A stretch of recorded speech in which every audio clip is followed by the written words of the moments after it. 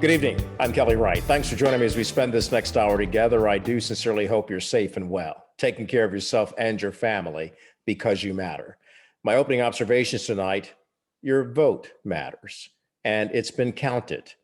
And the legitimacy of this election should no longer be questioned since it now appears to be real that Joe Biden is president-elect. Mathematically, President Donald Trump does not have a chance of even reaching the electoral votes that Joe Biden and Vice President-elect Kamala Harris have amassed in this election. Here's something to note. Geraldo Rivera, a former colleague of mine, reached out to the President of the United States. He's a close friend of President Trump, and talked to him about the reality that this election stands. And tweeting today, Geraldo Rivera stated that the current president, Donald Trump, is a realist and will recognize and acknowledge the election, but first wants to make sure that all of the votes are certified. So as we move on today, it's good to note that former President Barack Obama also states that Donald Trump should get the picture very clearly that President-elect Joe Biden must move on now to have a full, peaceful transition of power. Here's what the former President Barack Obama stated to CBS today. They appear to be motivated in part because the president doesn't like to lose and never admits loss. I'm more troubled by the fact that other Republican officials who clearly know better are going along with this, are humoring him in this fashion. It is one more step in delegitimizing not just the incoming Biden administration, but democracy generally. And that's a dangerous path. Former President of the United States, Barack Obama. But again, Donald Trump is someone that has to make the ultimate decision as to whether or not he will concede to the election results. Right now, he continues to fight it. And right now, as he does so, there are a lot of people who support him who are looking at this election and not trusting the results. That does not bode well for the United States of America. It keeps the United States the divided states. And those are my opening observations. And joining me now on the program is attorney TERRI Austin. And she, of course, is someone who comes on this program quite frequently to weigh in on legal matters. And the biggest legal matter right now, TERRI, that all eyes are on, including people from around the world, is President Trump's challenge to the election, questioning the validity of it, questioning the legitimacy of it, and still claiming falsely that he won. Where do things now stand with the Republican Party in trying to meet that challenge and show something substantive in terms of evidence to prove that fraudulent voting took place? You know, they are failing miserably on a state-by-state basis. And just generally, one thing I will say is it is very difficult to prove fraud. And in fact, MIT actually did a 20-year study to show that our elections, it's very exceedingly rare to actually have fraud, that most of our states really do protect the process to ensure that there is no, widespread fraud involved. Sometimes there are mistakes made.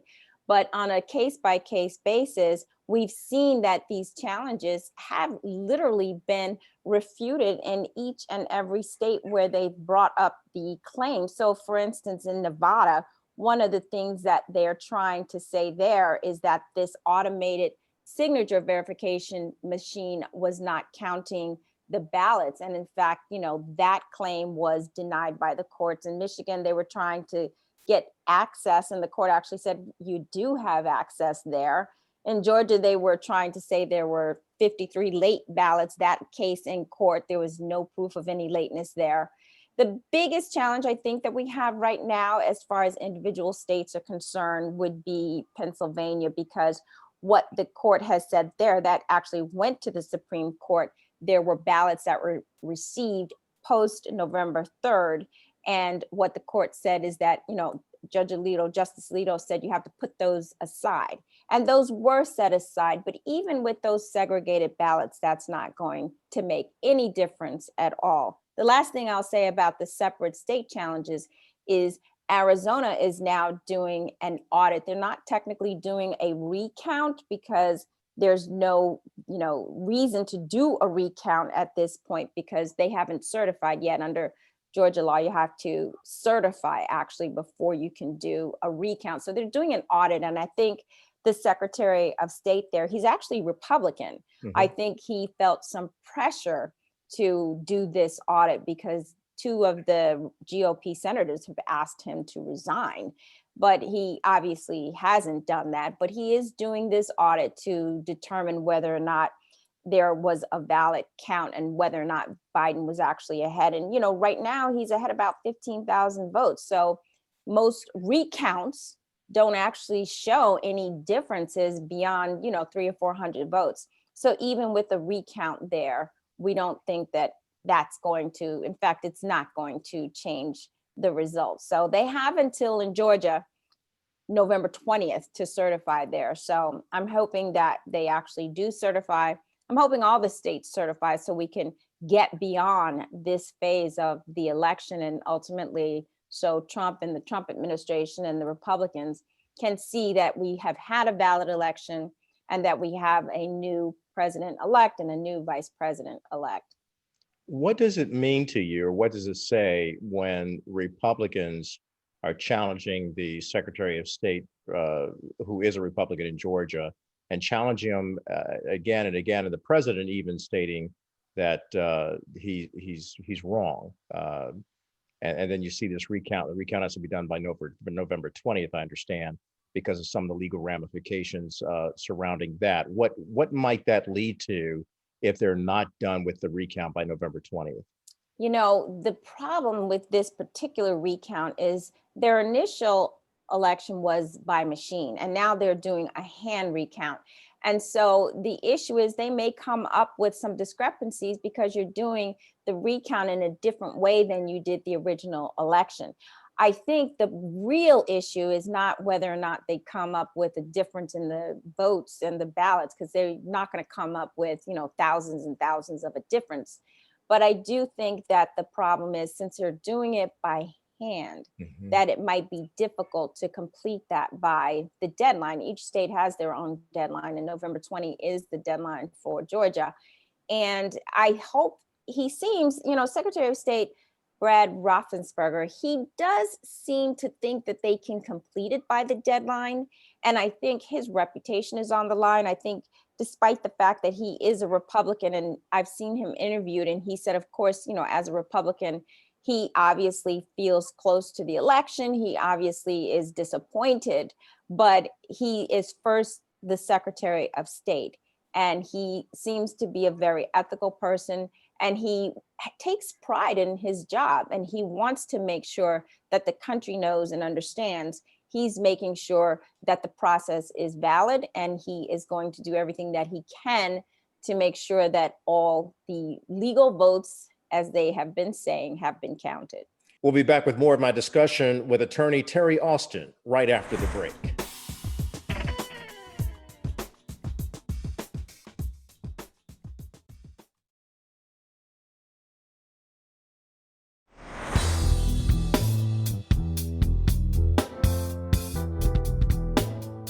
Welcome back to the program. So we continue now with our dialogue with attorney TERRI Austin on the issues of the election as it relates to the legitimacy of that and the fact that it's being challenged by President Donald Trump. And TERRI, as you know, quite a few Republicans, prominent Republicans, have come forward and said that this election is fundamentally fair, like the former president of the United States, George W. Bush.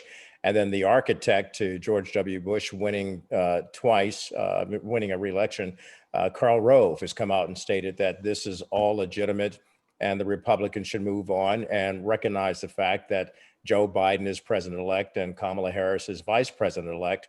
But the man in the Oval Office right now, President Donald Trump, has not done so. So what legal aspects will come should he refuse to concede and even refuse, who knows, to give up his post come January 20th? Well, technically, the states must all certify, and they have the different deadlines. Once that occurs, the GSC, the General Services Administration, they are going to be duty bound to go ahead and recognize Biden and Harris. And so I will feel far more comfortable once we reach the deadlines for all the states, and once the GSA, they're going to have to recognize this as a legitimate election, and they're going to have to recognize, Biden and Harris. And then at that point, if in fact Trump doesn't concede, that's basically, as far as I'm concerned, irrelevant. He will need to get out of the House. He is going to have to leave. I mean, even if they have to go in and take him out, he's not going to have a choice at that point. If all of the legal challenges fail, if all of the states certify, GSA is going to have to, even though right now they have been hesitant, and in the past, they have actually gone ahead and verified the day after some of the elections. So they could have done it by now, and they're not doing it at this point. But if in fact, when they do it, they're going to have to do it. I think that's just the fact of the matter. We won't have any issues. Biden is moving ahead. As you can see, he's making sure he has his task force as far as coronavirus is concerned. He is reaching out to presidents and officials across the world, across the globe. And so he is acting as though he is the president-elect, because he is the president-elect. You've seen he's now nominated his chief of staff. And so they are operating as though they are going to move forward. He's keeping his cool, calm, and collected approach. And I think that makes complete sense under the circumstances. So I think we're going to get there. It's going to be slow and steady. But at some point, I'll be able to sleep better once all the states have certified, and once GSA has to actually recognize the certifications. Yeah, I think a lot of people will sleep better. At the same time, there are a lot of people who will have nightmares, and those are the Trump supporters who continue to send out messages that the election was fraudulent. And it's just a sad chapter right now in our history that we would seek to believe that, somehow we would undermine our own election. That will have to be dealt with. But as you stated, Joe Biden has remained cool, calm, and collected. And as he has stated, he is reaching out to heal all of America, the soul of America, to be the president of all the people. TERRI Austin, our legal analyst here on the Kelly Wright Show, appreciate you so much for weighing in on this issue. We'll continue to follow it and keep us updated legally about what's going on. Will do. Last thing I will say, if there's time for it, is that even Trump's own Department of Homeland Security just yesterday came out and said that this is the most secure election in history. So I think he's going to have to ultimately concede. Well, that would indicate the handwriting's on the wall, right? That's exactly right. And the election has weighed in. All right, TERRI Austin, thank you for that. Appreciate you always. Thank you so much. It's great to be on the show. All right, we're coming back with more after this.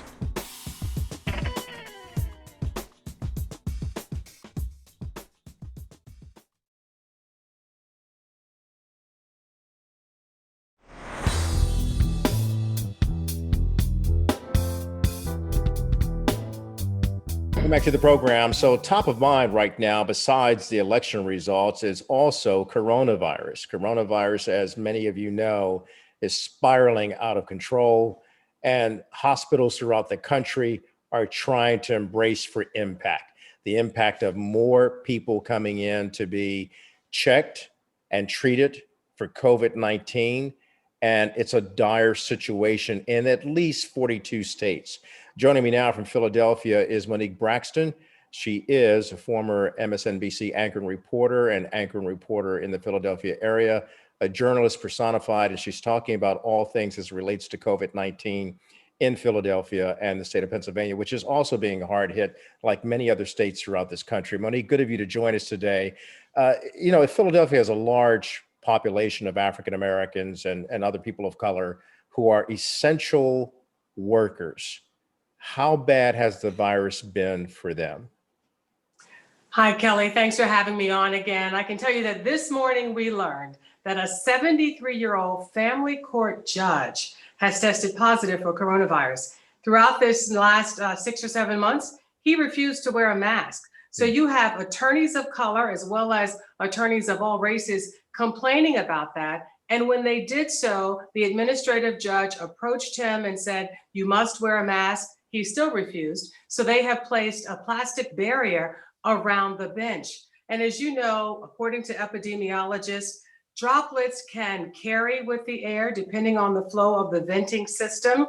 And these judges are now notifying everybody in the family court. So you're talking about family members, you're talking about witnesses, police, and all of the prosecutors who have been in his courtroom. And like courtrooms in all the large cities, the docket is lengthy and the courtrooms are small.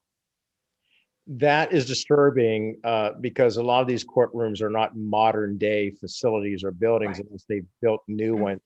And the ventilation system alone is not as good as it can be or should be. So it's very problematic that a judge would defy, something like masking up to COVID down. Especially at a time when Pennsylvania, I checked the latest numbers this morning for you, Pennsylvania has reported 4,000 cases a day in a 7-day period. That's a daily high that was higher than April. The COVID tracking project says hospitalization rates have doubled since September in Pennsylvania and New Jersey. And one family friend who's a physician at University of Pennsylvania just told me that in the past few weeks, they've had 1 to 2 COVID patients a day on what's called the COVID floor. And now the floor is bustling. It's crowded.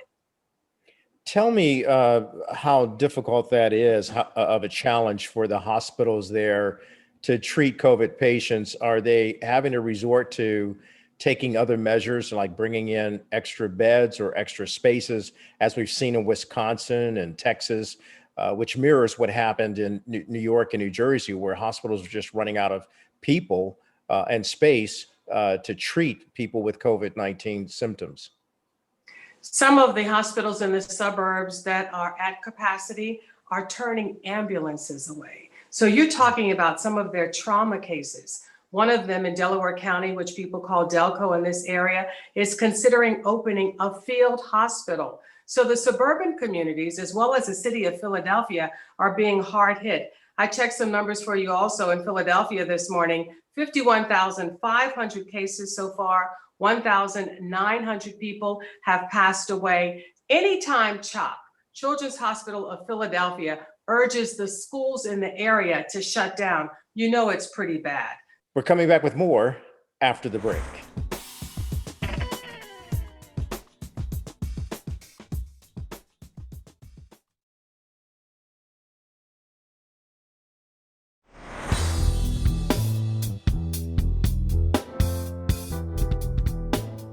And what about the prison system there, Monique? How are they being impacted by COVID-19? Prison officials are calling it a full-blown resurgence. They're calling the situation dire. The system has initiated widespread testing. As you know, Johns Hopkins is recommending that for prison systems across the country. Close to 20 prisoners have died in Pennsylvania alone. More than 440 have tested positive, and more than 240 prison employees have also tested positive, Kelly. That's disturbing because a lot of prison advocates have stated that the prison system throughout this country, because of COVID-19, is a humanitarian crisis taking place right before our very eyes. It's good to hear that many people, like prison officials, are being proactive about it, but there's so much that has to be done in a place that's already has people who are close to each other. How do you really protect people in prison without giving them some space? Well, a few months ago, people who were not considered violent offenders were being released, or people who had served half of their sentences were also being released. But like you said, how do you police it? Because everybody is in close proximity. You have some people there who've been there for decades, who already have pre-existing conditions. So definitely a challenging time for the prison system. Here in DC, Mayor Muriel Bowser has, as well as in Maryland, the governor of Maryland, Larry Hogan, and as well as in Washington, DC, Mayor Muriel Bowser, they've stated that if anyone travels outside of Maryland or DC, Right. when they return, they should quarantine themselves for 14 days. Is Philadelphia's mayor doing the same thing? And is Pennsylvania's governor approaching the same type of travel restrictions? Not yet. That had been in place earlier, maybe 3 or 4 months ago, but we're expecting some sort of restrictions to be put in place when the health director, as well as the mayor, hold press conferences today. You know, health officials are saying the resurgence is due to the social gatherings, election night watch parties, sporting events, private gatherings for Halloween, Thanksgiving less than 2 weeks away, and Philadelphia's health director is calling it a very dangerous time. And like most health officials across the country, they're telling everyone, spend time with your immediate family, those living with you. Restaurants in the area have already gone to 50% capacity for indoor dining. I'm sure you know our neighbor to the north, New Jersey, north and east. New Jersey has decided to shut down the restaurants, especially the bars, at 10 o'clock because bartenders are testing positive. Monique, this is a very difficult time. We've just gone through a very difficult, tumultuous election. And now people are still beset with COVID fatigue and election stress syndrome. Right. What are you That's seeing? everybody. What are you seeing and hearing from people just in general about getting through this COVID? Because we may not see a vaccine in the public until February or sometime spring of next year. You know, I just think everybody's going through COVID-19 fatigue. I was out last night and I was at a nail salon, and it was interesting. She was taking everyone's temperature. Everyone had to wash their hands with hand sanitization methods, whether it was a pump on the wall or something she sprayed in your hands. She was completely engulfed, so to speak, within plastic barriers. But I've gone to some other businesses and it's not that way. I mean, even at the grocery store, you have the plastic barrier in front of the cashier, but you're reaching around to give them money if you don't use the machine. So I think everyone is still trying to stay safe. But what is so unfortunate at this time when we're seeing a resurgence across the country is that some people don't want to wear a mask. They're tired of wearing masks and they admit that they're tired of wearing masks. But I think we need to think about what was issued by the CDC earlier this week. A mask will protect other people from us, and it will protect us from the droplets of other people. And, you know, as we go into the season of Thanksgiving and the season of Christmas, where people are, you know, basically trying to pursue their better angels and be sharing and selfless, this is a time for people to be more selfless than ever before, to care about others and actually put their feelings aside. And just wear the mask. Wear the mask. That's mask up, as we say here in Philadelphia. Mask up. Absolutely. Monique Braxton joining us today. I always appreciate you, Monique, and your reports, and certainly keep us up to date in terms of what's happening in Philadelphia and throughout Pennsylvania and New Jersey. It's good to see that they're trying to get a handle on this. Certainly the nation needs to do that. Thank you. Will do. You're welcome, Kelly. When we return, we'll talk to Dr. Eugene LIPOV about how we handle post-election stress. That's next.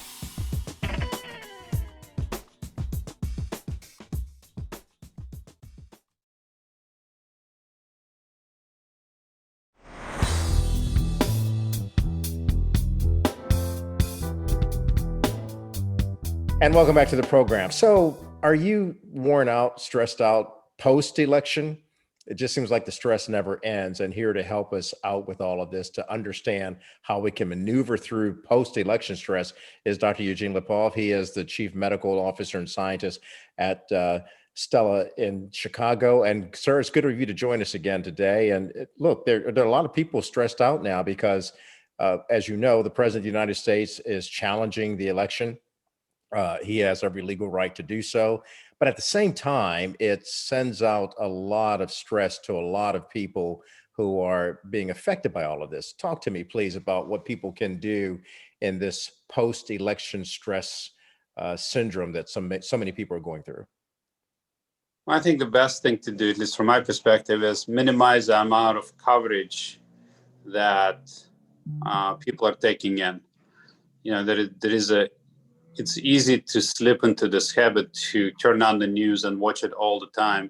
And even when you're at work, you can watch various news channels, various feeds to see what the latest points are. it doesn't really change the outcome unless you're actively involved in recounts and political action. But most of us are really not involved in that. And we are kind of getting bystander anxiety. So number one thing, I think, try to minimize the amount of various inputs about this, and just hopefully the system will work its way out. It is the oldest democracy in the globe, and we have survived worse than this. Just a little self-reassuring is useful. I think minimize our amount of exposure to various information. Maybe set up a specific time. I personally check everything in the morning for 10 minutes and I put it away, and I can focus on what I'm doing. If you can focus on your normal life, focus on your job, be with your loved one, things like that, I think is very important. Continue to get exercise, very important to get sleep. So don't get caught in the trap of watching late nights, various news channels, and then you're not changing the outcome. All it does is beats up your body. Mm-hmm. And try to spend as much time as you can with your loved ones. If you can safely physically. For example, hugs have been shown to reduce anxiety, excuse me, and fight and flight system. Fight and flight system is activated by various incongruent statements and various insecurities, shall we say. So if you have people who can be exposed to without getting infected with COVID, of course, hugs produce oxytocin, and that reduces sympathetic systems. Play with a pet, but try to focus on living a normal life as opposed to being caught up in this morass of political instability, shall we say, as well as all the horrible numbers with COVID. I mean, it's still going on, it's still raging. You know, the COVID is still raging out of control, and some of the top doctors in this nation, including yourself, have predicted that we may see more cases. It will likely get worse before it gets better. So you shift the focus, like you're saying, on focusing on your family, on loved ones that you can hug, and actually increase those types of things that will help us look at our lives and appreciate the life that we have. But in the midst of a COVID pandemic, Doc, that's rising and escalating, and some hospitals overburdened with patients who have tested positive for COVID, it's kind of hard to disengage oneself from those kinds of stress factors. So as you're going through that, what is the best way to persevere through it and come out on the other side of it whole? I think there are a couple of things you can do. One is you can focus on getting exactly, and remember, you have control. You have control what you have control what you eat, you have control what you drink. So if you drink too much alcohol, for example, you have to pay for it later. You may fall asleep, but you're not going to be refreshed when you get up. If you drink a lot of coffee to stay up, then it's going to get you nervous, which is the last thing you want to do right now. So if you can focus on specific steps on what it is that you need to be doing to navigate through this complex time, and visualize yourself to be at the end of this. Election will be over one way or another by February, we hope. Yeah. I think the pandemic is going to get controlled for a couple of reasons. Hopefully the federal response will be more synchronized, but we're talking about, I think, some people wearing masks. I think mask is a very rational thing to use. There is some really good news recently about the vaccine that Pfizer came up with, 90% efficacy with no side effect in 44,000 people, which I think is really important. Further, various antibody treatments are coming online, which help President Trump and other people so far. So there is some really good news that's coming out. Just need to hold in there a little bit longer. I'm hoping by February, things are going to start to look much less bleak than they do right now. Indeed. Dr. Eugene Lipov, thank you so much, sir. And if we don't talk between now and Thanksgiving, I'm sure that we will talk before Thanksgiving, but if not, happy Thanksgiving to you. It's just around the corner for us. We're going to take a break, but I've got a question for you. Is it time for preschoolers to start talking about race in America? And what can we learn from the mouths of babes? That's next.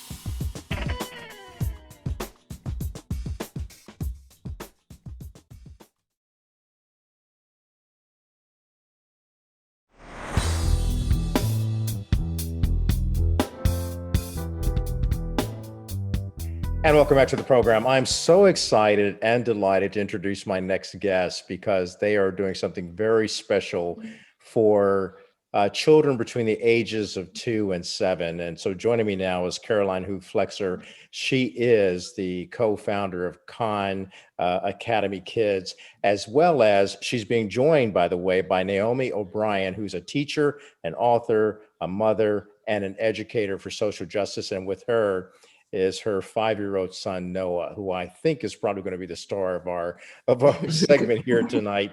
Caroline, let me begin with you. This is a wonderful program that you've launched upon to actually teach young children about appreciating diversity and getting beyond color and helping us understand, even at that age, how bad racism can be. Tell me how you embarked upon this and why. Yes, so Khan Academy Kids has a mission of a free world-class education for anyone, anywhere. And as part of that, we've focused on the kids ages 2 through 7 and offer a free program that teaches reading and math and social emotional skills. And a core part of the social emotional curriculum that we have is teaching children about diversity and their identity and being fair. And so a few weeks ago, or months ago at this point, we got in touch with Naomi, and we had heard from her that Noah was using Khan Academy Kids. And so we started talking about what we could do together. We found out that she's a teacher, and I saw one of the videos that she had created with Noah just about a conversation, and they were talking about race. And so we thought that would be wonderful to include in our Circle Time, which is a new series that we've started during this pandemic for children to read stories and do activities with us. You know, it's fascinating because when you start this early to really teach a child how to appreciate how he or she looks and appreciate how another looks, and you realize that we're all the same. It's just so refreshing to see that this is happening at an early age because it bodes well for our future, does it not? Absolutely. And research shows that very young children develop racial bias even before age 5. And so we just thought that having these conversations with friends and with their parents and caregivers and at school is just so important, just to start very early. Naomi, you're an author, you're a teacher, and you're the mother of your 5-year-old son, Noah. And so tell me how this became an important dialogue between you and your child about teaching the fundamentals of appreciating each other regardless of the color of the skin. Yeah, so even before I had Noah, I've been teaching for over 10 years. It was something I always brought into my classroom as well. And through picture books, I would have these really important conversations about race and diversity and racism and what to do if they see it or hear it or experience it, what they can do to either be an ally or what they can do to advocate for themselves. So when I had my son, it's something that I started from a really early age. And when he was younger, it was more just pointing out different cultures and different races and backgrounds and appreciating the differences. I know that a lot of people would always push back and say, oh, you're pointing out differences. That's creating more divisiveness. And it's actually not. I'm teaching him to notice it and appreciate it, see the differences and not think that they are weird or scary or less than, but see them and think of them as cool and interesting and something to learn more about. So it's something that I've always done in my classroom and then brought into my household with my own children. And then as he's grown older and has had to, he's not in school right now because of the pandemic, but be around other kids or notice, things of how people are being treated, then we've had to shift our conversations to race and racism and talk about what to do if we experience it or if we see it or hear anyone talking about it, how he can stand up for himself. And then also I always have to balance it with affirmation, there is racism in the world, but also because something that he used to say when he was younger, maybe 3 is we should change, or what if we changed our skin, that would help. And always having to drill into him and even my students, it's not us that needs to change, it's other people that need to change the way that they view skin color if they have negative thoughts about people's skin colors. So it's just really important to me because I want him to grow up to be aware of the way the world works, but to also be proud of himself as a little Black boy. Noah, do you mind if I ask you a question? Is it okay, Naomi, if I ask Noah a question?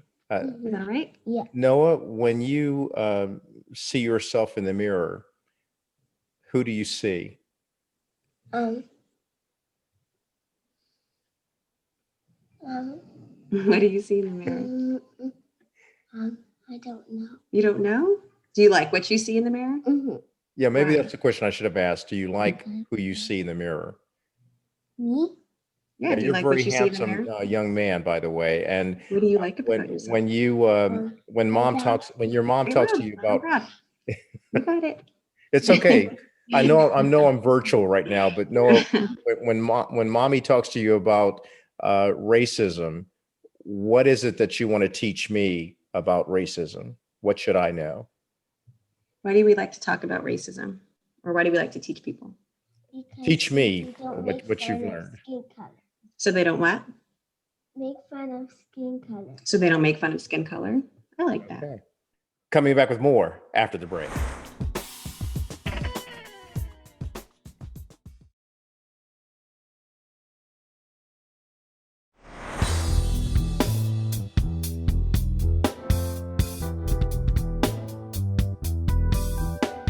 This is a fascinating program. It's so instructive, so educational, it's so inspirational and aspirational that I had to have you on to talk about Khan Academy Kids and the fact that you have this in more than 1 million places.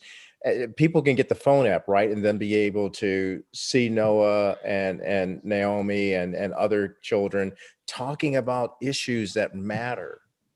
Yes, so Circle Time, which is where we have the series with Naomi and Noah, is on YouTube right now. And so you can just go to the Khan Academy Kids channel and look at it there. And then our app is available on Google Play as well as the App Store for iOS. This is a fantastic program. I'd recommend it to everyone who's watching this program tonight. And Naomi, what a great work you're doing with your son. I know Noah got a little nervous with me, but I'm a stranger. But Noah, I appreciate you. And I just think you are a wonderful young man destined to do some outstanding, great things. And you have a fantastic mom who's taught you a lot about becoming a person who doesn't see color, but sees the greatness and value in you. That's fantastic. So I applaud you, sir. What do you say? Thank you. Why are you so shy? Well, he deserves to be shy, but he's learned a lot from you. So this is a wonderful program. I want to recommend it to everyone. And how can we get it, Naomi? I'm sorry, Caroline? You can find the Circle Time episodes on YouTube, and then Khan Academy Kids, the program is available for free on the app stores for Android and iOS. Okay, so we're going to start looking out for that. And I want to thank you again, Caroline Hugh Flexer, the co-founder of Khan Academy Kids, and Naomi O'Brien, teacher, author, mother, and advocate for social justice. And you're starting where it really, really matters, in the home. And home is where the heart is. That's where we've got to start. Thank you so much. Noah, Thank you for having us. Thank you. Thank you. There we go. That was loud and proud. We're coming back with my final word and a look at the Khan Academy Kids before we close out. There's that laugh. I love it. Thank you. Coming back with much more after this.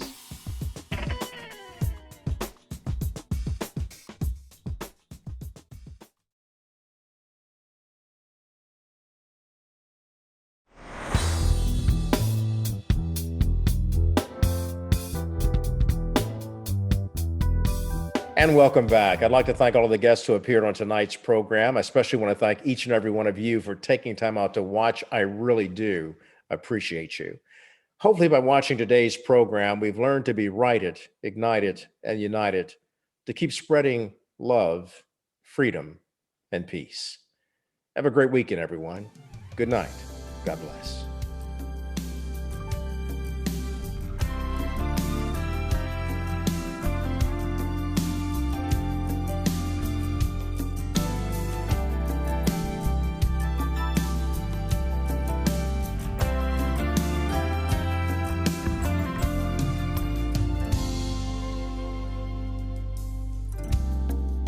Take a look around.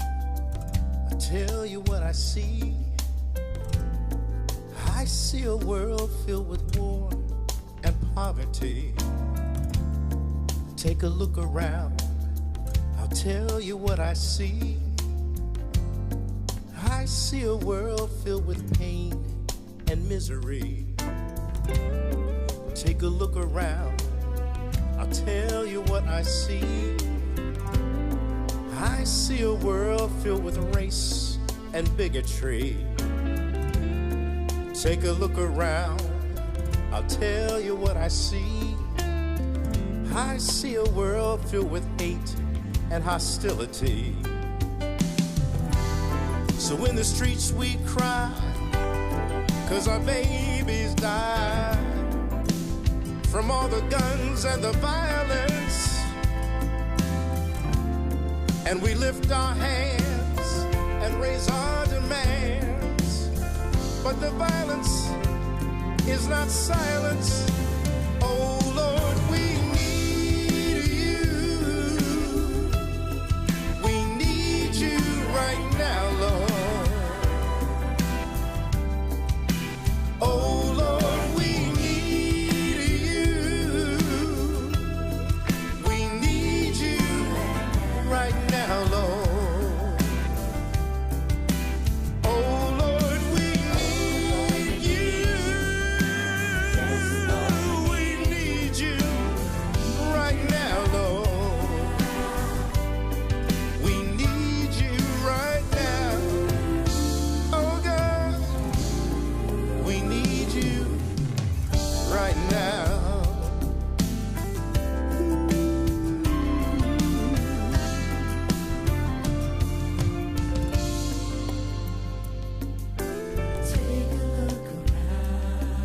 I'll tell you what I see.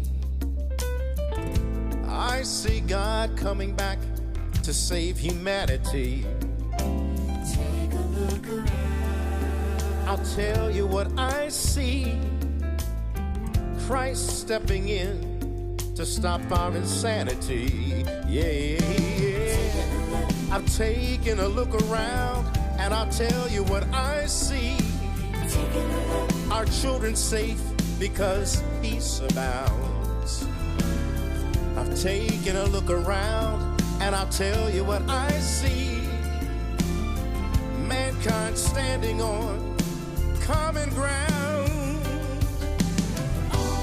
So on my knees I pray for that better day. Oh God, please show us the way. Let your peace abound on holy ground and lead us with your guidance, oh Lord.